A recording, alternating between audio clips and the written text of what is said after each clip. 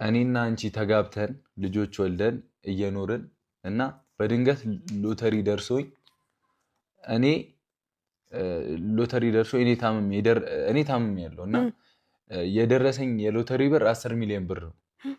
ከዛ ለመታከም 10 ሚሊዮን ብር ያስፈልጋል ብትባይ ትሰጪኛለሽ? እኔ እናንተ ተጋብተን ልጆች ወልደን ከዛ ድንገት ታመክ እኔ ታመምኩኝና የደረሰሽ 10 ሚሊዮን ብር ለኔ ሕክምና ይውላል 10 ሚሊዮን ብር ለሕክምና ያስፈልገኛል ብትባይ ትሰጪኛለሽ? አዎ ምንም ይሄ እንትን ማለት ብለሻል። ልትገዢ ነው ማለት እንዴ?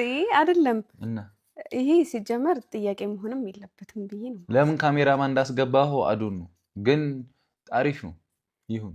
ምክንያቱም ግዴታዬ ነው። አንደኛ ግዴታዬ ነው፣ ሁለተኛ ነገር ደግሞ ለልጆቼም ስል ቢሆን አደርገዋለሁ።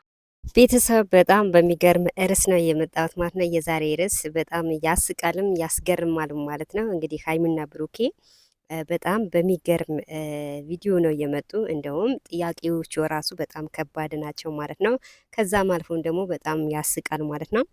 መግቢያው ላይ እንደሰማችሁ እንዳዳመጣችሁ እንግዲህ ብሩኬ ብታመም ይሄን አክል ብር ትሰጭኛለሽ ወይ ብሎ ለሀይሚ ሲጠይቃት አው ለምን አልሰጥም ወይም ደግሞ እርግጠኛ አይደለሽም ለመስጠትም ፍቃደኛ አይደለሽም በማለትም ያው ብሩኬ መልስ ሰጥተዋል ማለት ነው።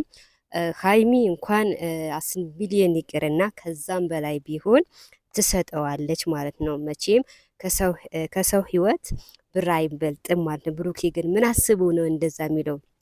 እርግጠኛ ነኝ ሊፈትናት ነው ማለት ነው። ምን እንደምትለው ለማወቅ ነው እንደዛ አላት። ሀይሚ ደግሞ የምትሳሳት ሰው አይደለችም፣ ጎበዝ አስተዋይ ልጅ ናት። እና አዎ ከዛም በላይ ቢሆንም ደግሞ ታረጋለች፣ ትሰጣለች ማለት ነው። ግን ጥያቄው ግን በጣም ከባድ ነው። እንኳን ለነሱ ለእኛም ትምህርት የሚሆነን ጥያቄ ነው ያመጡ ማለት ነው። እና ቤተሰብ ላይክ ሰብስክራይብ ማድረጋችሁ